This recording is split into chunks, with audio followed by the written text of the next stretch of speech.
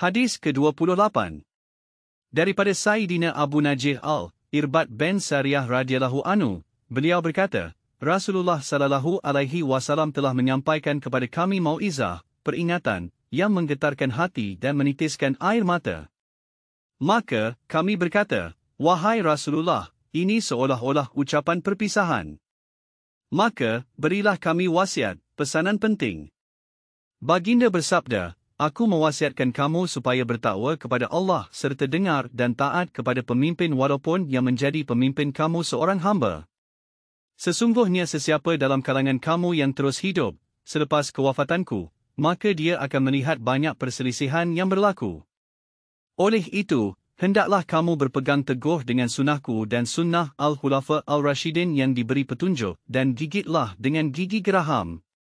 Hindarilah perkara yang direka-reka dalam agama, bid'ah, kerana setiap bid'ah yang bertentangan dengan asas syariat adalah sesat. Hadis ini diriwayatkan oleh Imam Abu Daud dan Imam Al-Tirmizi. Imam Al-Tirmizi berkata, hadis Hasan Sahih. Pengajaran hadis. 1. Kelaziman berpegang teguh kepada Al-Quran dan Al-Sunnah terutama ketika berlaku perselisihan dan perpecahan.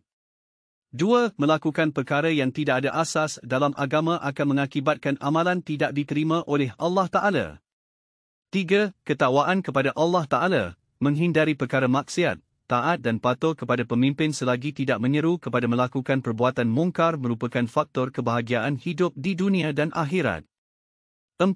Peringatan yang disampaikan dengan berhikmah dan ikhlas boleh memberi kesan kepada orang yang mendengar.